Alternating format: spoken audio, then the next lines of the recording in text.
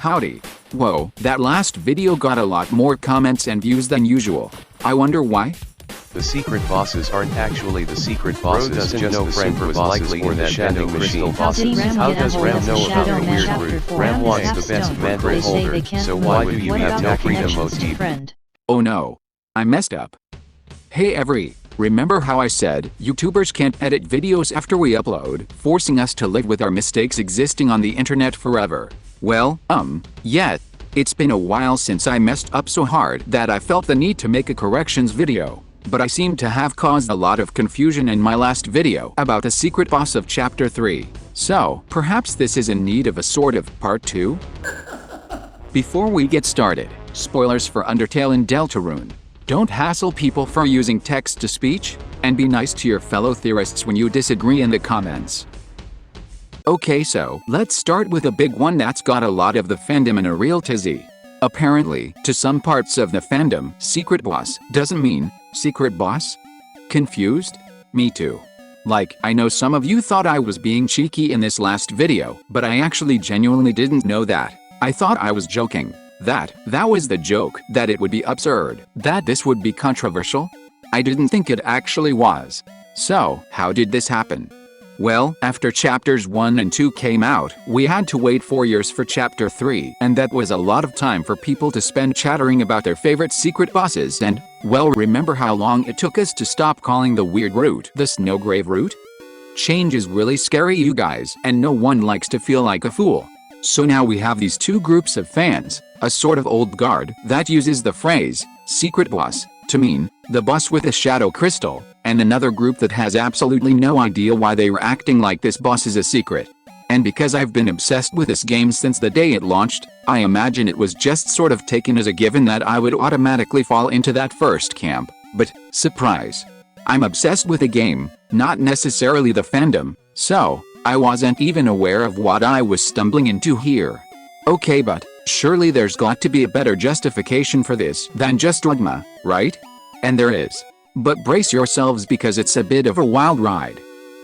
At some point, near the end of Chapter 2's development cycle, it looks like Toby hired some more programmers to handle almost all of the actual coding, as in an interview with Debug Magazine, he said. So, I don't actually program anything anymore. Occasionally I do go on call with somebody and tell them exactly what to do, however. And so, it seems like he must have asked one of them to create a function to track which shadow crystals you've got so far and to add them to the chapter select screen. And what did they name these functions? Script what secret boss any slot, script get secret boss result, and most importantly of all, script get secret boss flag. And what's that we see in its list of secret boss flags? The flag for the Roaring Night. Case closed. After all, why else would they be here? It's not like this code is exclusively used to check if we need to draw shadow crystal on the chapter select screen. Oh. Well, still though, it must have been written with the Roaring Night in mind, right? Surely if we just recycled some older code after the fact, it would have weird bugs, right? What? The code bugs out and erases your shadow crystal if you play the same chapter twice and lose to the night after you've already won? Oh no. Yet, listen, I know I like to highlight some of the really weird variable names, but can you imagine if we applied this sort of logic to everything? It'd mean this heart-shaped object that appears during this climactic scene near the end of Chapter 4 isn't really Kris's soul. After all, it's labeled fake soul, just like all the fake hearts in Undertale. Or what about this function? It's named script banish, and it was just introduced in Chapter 4. So clearly this must be the function that lets you banish the Titan spawns. Right? No? Well, what's it do then? Oh, it just removes these sprites after the aforementioned Chapter 4 cutscene is done? Oh my god, Kris banished their own soul, just like the prophecy said. That must mean it was the angel's heaven. Gaster is the third soul confirmed?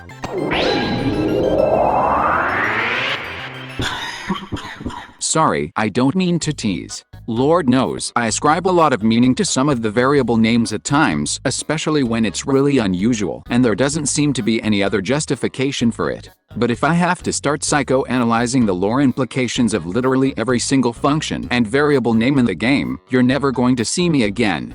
And if that's your goal, there's a way easier way to accomplish that. So, not gonna lie, every time I come back from a break, I feel like Alex Hirsch waking up to the Tad Strange leak. And people are tweeting me like, yo, what's the secret truth about Tad Strange? I know about Tad Strange! Is he the main character? Is he the main villain? Have you been teasing this the whole time? I'm like, where am I? What's going on? So, let's all try to calm down here and just... What? Freedom Motif? Why do I keep getting questions about the... The Freedom Motif is the fan name given to this little melody line right here.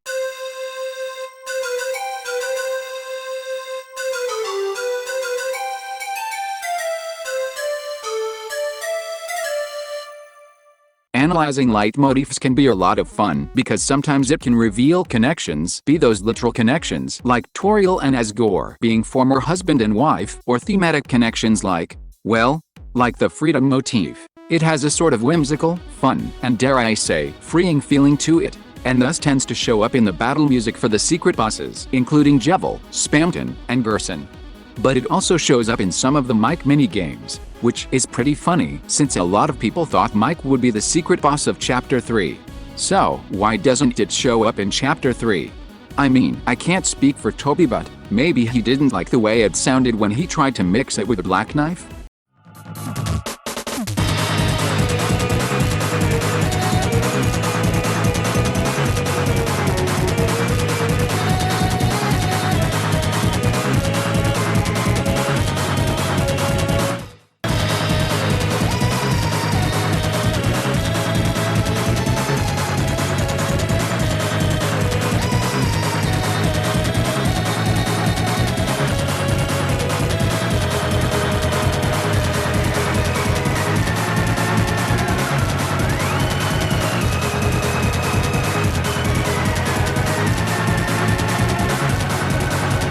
Or perhaps its absence is making a thematic statement. Jevil considers himself free in his little cell. Spamton claims his new body feels like freedom, and Gerson certainly looks like he's feeling pretty free when fighting Susie. But maybe that's not true for the Knight or the Mantle boss. Maybe they feel like they were fighting you out of obligation because it's what they're supposed to do. Powering the game, making sure Kris has fun. This is literally Ramb's purpose. Like, he turns to stone much quicker if he doesn't do that. And the Knight didn't really come here to battle you, right? They came to kidnap Toriel. It didn't occur to me to talk about this in the video because I'm not really musically inclined enough to rely on leitmotifs as evidence, but also because I think they're more useful as one-way evidence. Let me explain. Consider for a moment Sans and Papyrus. Both have their own leitmotifs, but within Undertale proper, neither of them use the other's leitmotifs in any of their songs. There's no Papyrus in Megalovania. There's no Sans in Bone Trossel. So do we assume these two share no connection? Of course not. They're literally brothers. Undyne doesn't use Papyrus's motif either, but perhaps you're thinking that this is something special about skeletons, right? Like, maybe their leitmotifs are too powerful to be in anyone else's music. To which I'd say, okay, what about Toriel? Heartbreak shows up in Asgore's battle music, but I don't hear it anywhere in any of Sans's music. Not even It's Raining Somewhere Else, nor in The Place Where It Rained. And in both cases, this song plays while the game is turning the player's attention to Toriel. So, why don't any of Toriel's leitmotifs show up here? The truth is, I think a leitmotif can be a useful smoking gun when we spot it, but I don't think its absence is sufficient evidence to deny a connection. I mean, if you saw someone fire a gun, you wouldn't say, that gun didn't fire because I don't see smoke, right? Let's call this the smokeless gun rule. Sigh. I know what you're thinking. Half-bred, these aren't real corrections. This is just you being dismissive about the fandom. And you know what? Good point. Sorry about that. Let's get into the big mistakes of the video. For example, why was I so dismissive of the Knight after I built up such a good case for them? I'm gonna be completely honest with you. This was a rare case of my workflow just malfunctioning. Normally the way I write these videos is I write down a list of questions I have about the topic. I comb through the evidence, taking little notes and screenshots. I add more questions as I go, and then I sort it all into little piles and figure out how I want to approach this thing based on what I've learned. When I did this for this video, I actually didn't find half the evidence that ultimately ended up in the final video. Like, literally all I had was the fights both take place in the bunker, and the fact the Shadow Mantle enemy knows Kris's name. It was only after I'd already written the script, had it plugged into the TTS, normalized, placed into the timeline, and started editing, that I began to get little tiny tidbits of new info sprinkled here and there, and at the time, none of it seemed big enough on its own to justify completely rewriting this part of the script and risking delaying this thing for even longer. So I just didn't do that. It's easier to add a new voice line than it is to change or remove an already existing one, so I came off as really dismissive here, and here, and here. Even though, by the end of this thing, I ended up thinking, wow, the Ramb is the night crowd might actually have a really good point. I felt like there was nothing I could do. Think of making a video as being like baking a pie. It's easier to change the ingredients before it goes in the oven, because once it's in the oven, your only real options for modifications are to add toppings after it comes out, or throw it away and start over from scratch. I'm really sorry I was so dismissive though. And even now, I keep getting more and more evidence that makes me suspect that the Roaring Knight must have at least been the plan for this secret boss at some point in development, because there's just so many little things that keep pointing to it. The fact that the Shadow Mantle boss says, "We both have work to do after you win." The way the backgrounds and music line up, the unused fire sprites, heck, even the names, Knight and Mare, line up to form Nightmare. With the amount of revision and reworking that Chapter 3 went through, it's pretty easy to imagine how this might have happened. But what about friend? I'm gonna be perfectly honest, I have no idea what to make of this thing. And, unlike the Knight, I really didn't even consider making them a candidate because this creature is already associated with the secret bosses. They show up in Chapter 2 when we're doing the quest to fight Spamton Neo. They show up in Chapter 4 in the dark in much the same way Gerson did. It is true that they show up during the fight in Chapter 3, but they also show up during this minigame with the mics. And there's evidence to suggest Toby was planning to have a few friend enemies show up in Chapter 2's Spamton Neo fight as well. So, why would I think Chapter 3 was special? The vending machine? What? Oh, okay. I actually didn't know about this. But, you know that vending machine I mentioned that may or may not be sentient because it smiles at you? Guess what happens after you beat the Shadow Mantle boss? The smiles are sold out. That's terrifying. I can't believe I didn't pick up on that. Oopsie doopsie. That would have been great to add to the absence impact section of this list, especially given how close this vending machine is to where Ramb spends most of his time standing. But I guess it's easy to miss such subtle evidence for a candidate you overlooked. You know what's way more embarrassing? Missing major evidence for one of your favorites. I can't believe I missed this. Susie says the computer wallpaper looks like something Kris and Asriel drew when they were still little kids. And then she notices that Shum is in the corner here. This seems to imply something interesting about Shum. Either that they were a brand name toy, perhaps from a game like Cat Pedders or Dragon Blazers, or that they were Asriel's OC and that one of the dreamers handcrafted the Shum doll we find in Chapter 1. In either case, that would provide a mechanism for Shum to show up in the TV Dark World. If they were a character from a video game, perhaps the video game is still somewhere in this entertainment station. And even if Shum is an OC, the low quality of the drawing here makes it quite possible Kris and Asriel drew this together with crayons, then scanned that drawing into the computer or took a picture of it with their phone. And if that were the case, it's very possible the physical drawing fell into the couch cushions or under the table, the same way the flying aces did. There's a bit more evidence I failed to mention about Shum too. In Chapter 4, Shum says, "If only you had the Shadow Mantle, your luck might have gone another way. But it's over now, isn't it? No mantle, no crystal." Which mimics the Spamton ARG if you don't click the Shadow Mantle thing.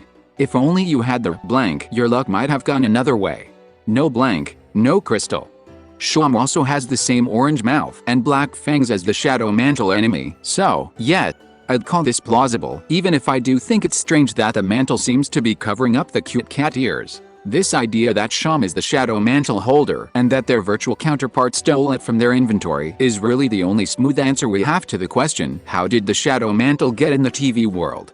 So, this actually leaves me with an unaddressed plot hole for all the other candidates. Unsurprisingly, a lot of comments I got simply asked, how did Ramb get from Shum's shop into the Dark World? I can see two possible answers to this. Option 1 is Kris knew they needed to plug in the TV between chapters 1 and 2. So, when they snuck out of bed in chapter 1, they grabbed Ramb and plugged him in. This would line up with the timing pretty well, since Sham doesn't notice the shadow mantle is missing until chapter 2. Option 2 is that, as some theorized back in the day, this cape the king is wearing is actually the shadow mantle. This is backed up by Toby Fox literally saying, "Cool mantle, bro," during the live stream. And if it is, it looks like it's pretty good at getting around on its own, the same way Gerson is in chapter 4, and the same way Ralsei, Lancer, and Ruleskar do in all the chapters so far. If we go with this second answer, this also explains our next most common question. Why does Ramb know about the weird route? If Ramb can turn into a shadow mantle butterfly and just fly between dark worlds, they'd be quite capable of watching us from atop one of these buildings. Not that Ramb would need to spy on us to reference it, since the line everyone is referring to is the same part of you that enjoyed yesterday, knowing you could say it wasn't really you. Which, yes, this implies they know Kris did something bad yesterday and blamed it on the player. But there's a lot of ways Ramb might know that without directly witnessing it. Maybe Kris was sleep-talking during this time skip, or muttering about it under their breath when they turn on the TV. Maybe there's something about their expression that gives it away. We do end up doing an awful lot of weird root-coded things while we play this game, so I wouldn't be terribly surprised if Kris was having traumatic flashbacks about it that this Mantle enemy picked up on. And it certainly wouldn't be the first time something like this happened with a secret boss. There's also the fact that secret bosses tend to have inexplicable knowledge of weird things, like Spamton knowing Kris's name, or the fact that he apparently knows how many enemies we need to kill to complete the weird route, and also knows that we need the Thorn Ring.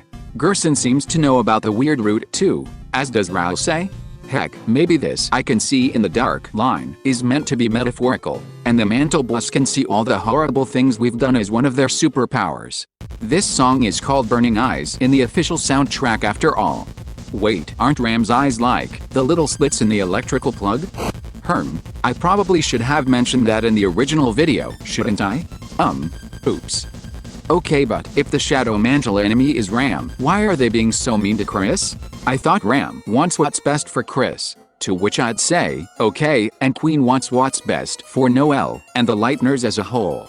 But since when have any of the Darkners actually known what's best for their favorite Lightners? Did Lancer know what was best for Susie when he locked her in the dungeon? Did Queen know what was best for Noelle when she kidnapped her? What about Ralsei? He's been with us since the beginning of this journey, but he still doesn't realize that lying to us about the prophecy isn't what's best for us. All of these Darkners believe they know how to act in our best interests, but literally the only one of them who actually seems to get it is Gerson, and he's made from the dust of a dead Lightner. So once again, exception that proves the rule in case is not accepted. To me, this isn't evidence that Ramb isn't the Shadow Mantle, it's actually further confirmation. Ramb thinks Kris is enjoying this in the same sort of way Noelle enjoys horror, even if she sometimes sends signals to the contrary. Sigh. Okay, I know I can't avoid it forever. Let's get into the really big mistakes. The Rabbick, the only solid reference we have, linking the defeat of the Shadow Mantle boss to Ramb's sudden disappearance. They say they froze up. And I animated them walking around, jumping around, and generally just being a bouncy little bean. Why? Did I misread their dialogue? No, I just got kind of carried away. Their sprites are rather challenging to animate emotions for, because it's so small and simplistic. And I kept making just the worst decisions about how to do this, thinking like, man, wouldn't it be so fun if they did this little jump when the plug makes that loud pop?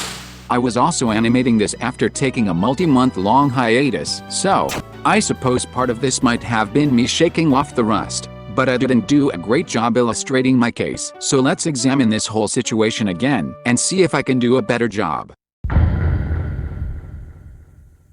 Let's start with Ramb. Ramb is starting to petrify here, and I think this lighting is actually confusing a few people because it makes it hard to tell what's already stone and what's not. Zooming in and comparing this to some other sprites, I think we can all agree that the right half of this sprite is completely turned to stone, while most of the left half is being illuminated by some kind of rainbow light. The first 10 times I saw this, I had no idea why the scene looked like this. So, of course, I didn't really have much to say about this light when I wrote the script. But then when I was just wrapping up editing, you know what I started thinking? Hey, this rainbow light. Haven't we seen this somewhere before? Yet, if Ramb is a power strip, then it makes sense they'd have something of a transformation when they plug themselves in. And Ramb is literally the one enabling Kris to keep playing this game. So, even if you don't think Ramb is the Mantle, I do think that's what Toby is trying to depict with this rainbow lighting here, because I really can't see another reason for this to be here. The room where we actually play the game doesn't have any weird rainbow lights, so what else could this even be? You'll never guess what just happened as I was working on this part of the video. Deltarune Chapter 5 was just announced. And what's that I see on the page of the game's website? Haha. I have no idea what this means. But this pie is already in the oven, so let's pretend this part of the script didn't just get butchered.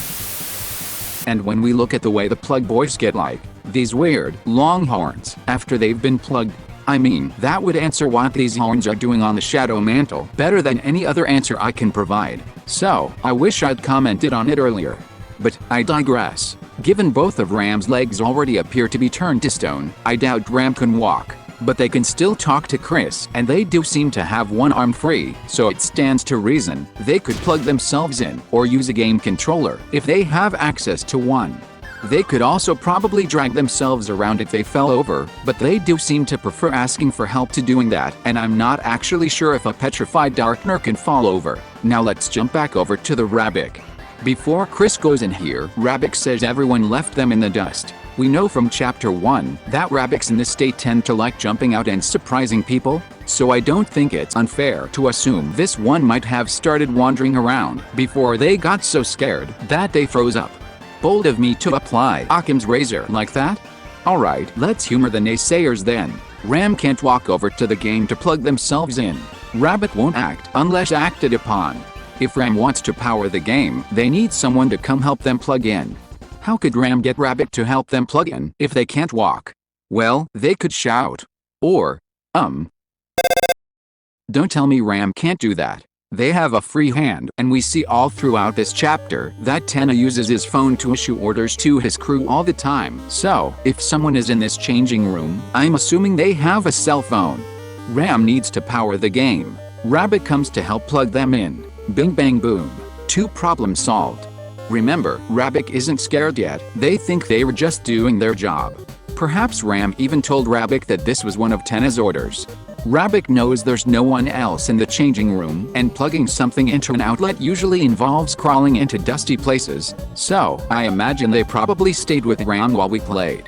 Ramb overheats, bursts into flames, and Rabbick is so scared that they freeze up. We know from this dialogue they saw something bad happen to Ramb, and we know that they got so scared they couldn't move. So, I believe this is the only interpretation of events that could account for both of these things without assuming a third, unseen actor. And if you think that happened, then that's fine. But where you wish to go, I cannot follow. So, Ramb is gone. Rabbick is frozen with terror, and while they're frozen with terror, they see tiny Kris walk by. Which is confusing. Then they watch Susie walk by. Some time passes, they start to calm down, then they get up and walk back to their normal spot. If you think, I got so scared I couldn't move, means you're literally frozen in place for the entire scene and then some change. I don't really know how you're reconciling that belief with most of what happens in Noelle's house, because though we do see her get so scared she can't move, she moves around quite a bit before that. And we see her run around quite a bit in other frightening circumstances, so as someone who often gets paralyzed with fear themselves, this seems like a pretty natural point for Rabbick to bounce, at least to me. So, let's see here. I've covered the fact that I'm a socially inept loaf of bread who tends to be oblivious to what's going on with the fandom, which made me ignore the freedom motif, the friend theory, and the fact that the words secret boss no longer mean what I think they do. We've covered the many ways I overlooked the Knight and Sham as possible candidates, as well as some ways Ramb might have gotten from Sham's shop to the TV world, or otherwise learned about the weird route. And we covered the way I botched the reading on the Rabbick dialogue. Is there anything else? Oh yes, there is one final mistake I've made. A horrible one. One that will surely haunt me to my grave. I forgot to credit Penguin Powerful again. Gosh darn it, what is wrong with me? Last video, Penguin did this really cool voice line for Pippins, completely free of charge, and I credited to Lilypad instead. Did I just completely black out this entire conversation? I know it's been a few months, but really now, this is the second time I've done this. Why? Everyone, please give Penguin the appreciation they deserve. I keep dropping the ball here, so clearly I need your help. You can show your support by heading on over to their YouTube or donating to their Ko-fi. Special thanks as well to Lilypad for the Ramb voice work, to Molly Stars for the audio help, to Andrew Cunningham for this cool sprite, and to the army of coders and fans that often have to walk me through this labyrinth of shifting syntax. Cheese and crackers, this is embarrassing. I think if there's one thing you should take away from all this, it's that I am a woefully flawed, mortal loaf of bread. I can be wrong. I will be wrong. Often even. I have bad takes. I probably fight and get into stupid arguments more than Susie and Birdley combined. But I want to try to acknowledge when I might have overlooked something, and take another peek to understand when I'm misleading, so no one's left in the dark. I learned so much fun stuff about this game by making this video and looking into all the little blind spots I didn't know I had. So, thank you all for being patient with me as you point them out. That said, I'm not a coder like Soda Man, and I'm not cool enough to read every comment, like Andrew Cunningham, so I'm not going to be aware of every possible fan theory, niche term, or lore-relevant piece of code. I'm not a prophet, I'm just a loaf of bread, exploring the world, and trying to share the journey as I go along. So, if you don't mind, before Chapter 5 comes out, I'd like to shift my focus back to the game itself, so I can. What? Chapter 5 is coming out this month. Holy congradero, how quick. Roll the fan art while I panic. And until next time. Don't forget to like and subscribe for more Hyperlink Blocked.